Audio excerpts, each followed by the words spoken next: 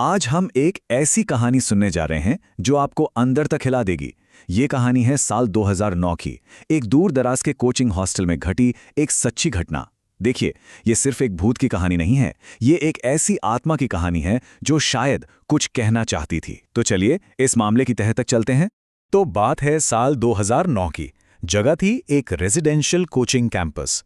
अब जरा सोचिए, बीचों बीच एक कोचिंग सेंटर और उसके दोनों तरफ लड़कों और लड़कियों के लिए अलग अलग हॉस्टल। आसपास घर भी ज्यादा नहीं थे, मतलब ये जगह थोड़ी अलग थलग सी थी। हॉस्टल का एक केयरटेकर था, माधव।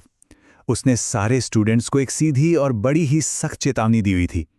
हॉस्टल के पास ही एक पुराना बंगला था जिसमें एक बूढ़ा आदमी अकेले रहता था। माधव ने साफ साफ कह दिया था कि कोई भी उस बंगले के पास भी नहीं जाएगा। और बस यहीं से सारे रहस्य की शुरुआत होती है।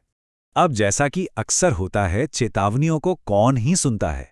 एक दिन कुछ स्टूडेंट्स क्रिकेट खेल रहे थे और उनकी गेंद, हाँ ठीक समझें, लुढ़कते हुए उसी बंगले में चली गई। और यहीं से उन घटनाओं का सिलसिला शुरू हुआ जिसने सबको हिलाकर रख दिया। तो दो लड़के गेंद लेने के लिए बंगले के अंदर गए। एक लड़के को गेंद एक कंक्रीट स्लैब पर मिल भी गई, पर जैसे ही वो गेंद उठाकर पलटा, उसे एक अजीब सी एक अननेचुरल ठंडक का एहसास हुआ। ये कोई मौसम वाली ठंड नहीं थी, ये तो पहली दस्तक थी कि वहां कुछ तो गड़बड़ है। उस एक ठंडक के एहसास के बाद चीजें बहुत तेजी से बिगड़ने लगीं। जो पहले सिर्फ एक अजीब सा एहसास था ना, वो अब डरावनी मुलाकातों में बदलने वाला था। और इन स्टूडेंट्स को इसका जरा भी अंदाजा नहीं था। एक रात जब केयरटेकर माधव और कुक दोनों बाहर गए हुए थे, तो लड़कों ने सोचा, चलो छत पर चिकन पार्टी करते हैं। सब खाने बैठे ही थे कि एक लड़के को महसूस हुआ कि कोई ठीक उसके बगल में आकर बैठ गया है। उसने दोबारा मुड़कर देखा तो एक काली सी परछाई अपने ठीक पास बैठी हुई थी। उसकी जो चीख निकली, सब डर के मारे नीचे भाग गए। अब देखिए, यहां बात और भी अजीब हो जाती है। जब लड़के डर के मारे नीचे भागे तो वो चिकन, बर्तन सब कुछ छत पर ही छोड़ आए थे। अगली सुबह जब वो ऊपर गए तो उन्होंने क्या देखा? 8 से 10 लोगों के लिए बना पूरा का पूरा चिकन बर्तन से गायब था। तो ये सिर्फ वहम तो नहीं था, ये कुछ और ही था। कुछ दिनों बाद एक और खौफनाक घटना हुई। कुछ स्टूडेंट्स देर रात मेले से लौट रहे थे। जैसे ही वो बंगले के पास से गुजरे, उन्हें पायल की छन छन सुनाई दी। उन्होंने देखा कि एक लड़की उनके पैरेलल चल रही है। अब ये देखने के लिए कि वो कौन है, जैसे ही वो उसके पास जाने लगे, वो तेजी से उनकी तरफ भागी। वो सब चीखते चिल्लाते हॉस्टल की तरफ भागे और वो लड़की उनका पीछा कर रही थी। इसी भागम भाग में गर्ल्स हॉस्टल की बैल्कनी में खड़ी सोनाली नाम की एक लड़की ने उस पीछा करती हुई लड़की को देख लिया और वहीं बेहोश हो गई। अगले दिन तो क्लास में उसने अजीब हरकतें करना शुरू कर दिया, मानो उस पर किसी का साया हो। लेकिन बाद में पता चला कि घर पर उसके बॉयफ्रेंड को लेकर कोई प्रॉब्लम हुई थी, तो शायद ये सब एक ड्रामा था। इस एक घटना ने बाकी स्टूडेंट्स को कंफ्यूज कर दिया और उन्हें लगा कि शायद ये सब उनका वहम ही था। सोनाली की घटना के बाद सब कुछ शांत सा हो गया था, लेकिन ये तो तूफान से पहले वाली शांति थी। जो डरावनी चीज उस कैंपस में घूम रही थी, वो कोई नाटक नहीं थी और वो अब अपना असली रूप दिखाने वाली थी। एक रात नित्या नाम की एक लड़की गार्डन में टहलते हुए फोन पर बात कर रही थी। अचानक उसे लगा कि कोई उसके पास खड़ा है। इससे पहले कि वो कुछ समझ पाती, वो वहीं जैसे जम सी गई और उस अलौकिक शक्ति ने उसके शरीर पर कब्जा कर लिया। इसके बाद नित्या सीधे अपने कमरे में चली गई। उसकी रूममेट सो रही थी। जैसे ही नित्या अंदर घुसी, कमरे का दरवाजा अपने आप जोर से बंद हो गया। जब उसकी रूममेट की आंख खुली तो उसने नित्या को बहुत अजीब तरह से मुस्कुराते हुए देखा।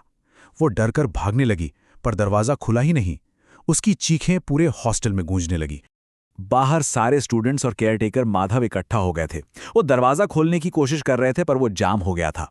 अंदर से नित्या की हंसी की आवाज आ रही थी और फिर एक ठंडी भयानक आवाज आई, जो नित्या की तो बिल्कुल नहीं थी। वो कह रही थी, किसी को नहीं छोड़ूंगी। जब आखिरकार उन्होंने दरवाजा तोड़ा तो अंदर का जो नजारा था, उसे देखकर तो सबके होश ही उड़ गए। नित्या की रूममेट जमीन पे बेहोश पड़ी थी और नित्या अपने बिस्तर से करीब 2 इंच ऊपर हवा में थी और उन सबको देखकर हंस रही थी।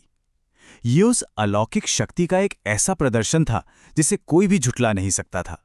इस भयानक घटना के बाद माधव ने तुरंत एक तांत्रिक को बुलाया। अब ये साफ था कि ये कोई मजाक नहीं है। अब वक्त था उस आत्मा के पीछे की सच्चाई जानने का, जो इतने गुस्से और दर्द में थी।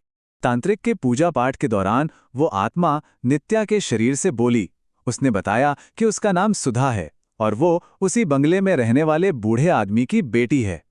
उसने अपनी दुखद कहानी सुनाई, कैसे वो राकेश नाम के एक लड़के से प्यार करती थी, कैसे उसके पिता ने इस रिश्ते को मानने से इनकार कर दिया, और जब वो दोनों शादी के बाद माफी मांगने लौटे तो उसके पिता ने गुस्से में उन दोनों की गोली मारकर हत्या कर दी। तो सुधा की कहानी सिर्फ एक भूत की कहानी नहीं थी, ये प्यार, धोखे और एक अधूरी खोज की कहानी थी। उसने ये सब इसलिए किया क्योंकि वो कुछ ढूंढ रही थी, कुछ ऐसा जो उसे शांति दे सके। सुधा के बताने पर जब पुलिस ने बंगले के गार्डन में खुदाई की तो वहां सच में इंसानी कंकाल मिला। उसके पिता ने भी अपना जुर्म कबूल कर लिया। तांत्रिक ने सुधा की आत्मा को नित्या के शरीर से आजाद तो कर दिया, लेकिन एक प्रॉब्लम अभी भी बाकी थी। सुधा के पिता को ये याद ही नहीं था कि उसने राकेश की बॉडी को कहां ठिकाने लगाया था। और यही इस कहानी का सबसे दुखद हिस्सा है। भले ही सच्चाई सबके सामने आ गई, उसके पिता को सजा भी मिली, पर सुधा की आत्मा को कभी शांति नहीं मिली। कहते हैं कि वो आज भी उसी जगह पर भटकती है, हमेशा के लिए अपने प्यार राकेश को ढूंढती हुई। ये कहानी हमें सोचने पर मजबूर करती है। आत्माएं अक्सर हमें डराने के लिए नहीं, बल्कि अपनी अधूरी कहानी बताने के लिए आती हैं। लेकिन सवाल तो ये है कि क्या उस बंगले में जाकर सुधा से बात करने की हिम्मत की जा सकती है? ये एक सोचने वाली बात है।